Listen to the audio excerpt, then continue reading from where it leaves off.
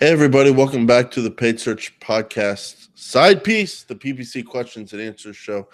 My name is Jason Rothman. As always, I'm joined by my buddy, Chris Schaefer, the man with no collar. That's right. That's what I want to go down with. On my gravestone. Never mind. Let's ask the question. Stop talking. Yeah. Today's question comes from Big Paul. That's how I nickname everybody, Chris. Big Paul. Yep. From the land of Jason. I wonder what city that is. But anyway, Paul writes in and says, a question that I consistently run into is whether I am testing too many keywords.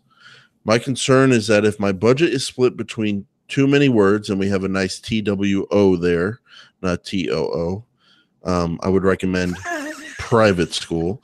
They might be good in theory.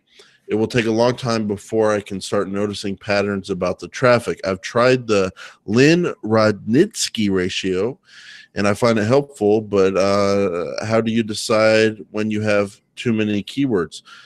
Interesting question. I'm going to have to Google that ratio. I have not heard of that before, but I will definitely check it out after this episode, Paul. But Paul, I would say Chris and I are able to see what email address you emailed us in from and what kind of agency you work with. It's an SEO agency. And seeing that you're asking this question and seeing that you come from the SEO world, both of us think the answer is most likely yes, you are probably testing too many keywords. We had a great episode. Chris talked about transitioning from SEO into AdWords. And one of the biggest mistakes SEO people make is super duper long tail words.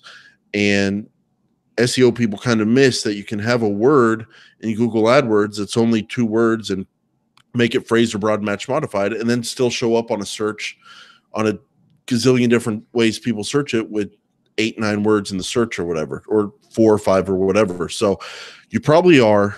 Now the question becomes, how do you not do that? I've got a couple pieces of advice. The first is that seeing that you come from the SEO world, it might be really tough to kind of turn off that keyword generation machine and limit yourself. So if that's the case, one thing you can do, Paul, is if you have very good ad group structure, and it doesn't matter if you have 10 keywords or 100 keywords in an ad group, as long as they're similar or for the same goal, in terms of being similar, like house contractor, contractors near me, contractors in Miami, whatever,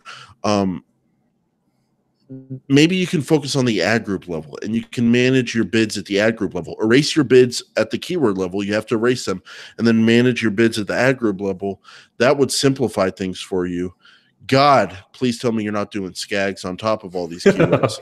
Then you're just in trouble. But as long as you're not doing single keyword ad groups, I would advise maybe managing things at the ad group level. But then in terms of not having too many keywords, Chris, the only answer is to kind of just come up with keywords and fill those keywords into ad groups the way we do that. Why don't you kind of give us a quick overview on how you get that done without adding too many keywords? Yeah, I think here's a rule that would work for you, Paul. Pick, let's say, I don't know how much budget this client has or, each of the clients has, but you should have themes for each ad group. Okay. There are only so many themes that you can create. Okay. There is a limit to the number of themes. Okay. So assuming you don't go too crazy and have, let's say you're selling shoes, you can have running shoes and jogging shoes and walking shoes. And let's say you have roofers, colors. Okay. Home, like roofing repair, emergency repair, weekend office, commercial, leak in home and storm damage. There's only so many. Okay. So you've come up with maybe 10, 15 different keywords, ad groups. That means you immediately have a limited number of keywords. The rule of thumb for the Paid Search Podcast is no more than 30 keywords per ad group. Okay. So if you have 10 ad groups, 30 is a lot. Yeah, okay. I thought you were going to come no more than 30. 5. Yeah. No. So no more than 30. That's the rule I always say in training. And, so I'm just going to stick with that. No more than 30. Okay. So if you have 10 ad groups, you should have no more than 300 keywords. Done. I've now given you a max number of keywords that you have. If you have 3,000 in your exported list of your SEO keyword research, you're going to have to do some curbing of that data. You're going to need to go in and find the stuff that has the highest volume and pick those, or the ones that are most relevant and pick those. If you can't find a category to put a certain keyword in, you probably don't need it because it's probably 4 or 5 words long. It's not going to get searched for anyway. So that same kind of rule, do the math every time. You have 5 themes that you've picked for your set of keywords, multiply that by 30, and that's how many keywords you should have. So make the cuts, make some decisions, and go with what works in AdWords, which is using, match type to your advantage, as Jason talked about. And rather than, cranking up the keyword tool, that's 600 a month, and it'll crank out this amazing list of 3,000 keywords, for a certain client or website or something like that. Throw that away. Use that for SEO. You're not in the SEO world here. Let's stick to AdWords, and I think you'll find a whole lot more success and a whole lot more free time to go to the break room more often, because that's what we all really want, right? We want to go to the break more. You tell your boss it takes 4 days to do it. Do it the way we said, and it'll take 1 day, and you can spend 3 days in the break room. Yep. That's good. That's good advice there. Chris, the final thing, anything that has a low search volume status under the status column, Google is telling you, hey, we're not going to run this keyword because the search volume is so low. And that can also hurt your quality score, as I understand it. So anything with that low search volume status, pause and or delete those. Either one is fine, but get rid of those.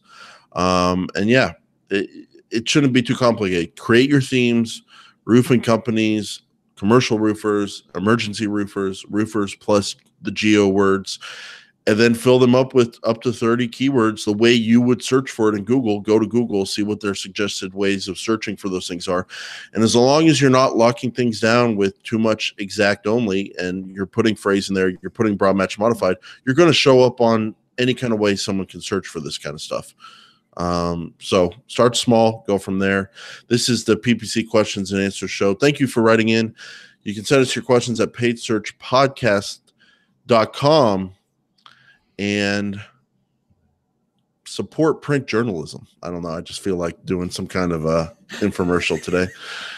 Right. Because the Paid Search Podcast is going to tell everybody to donate. He's done. That's it. His brain just exploded. He just went from digital to paper and then quit. So thanks for listening. Oh!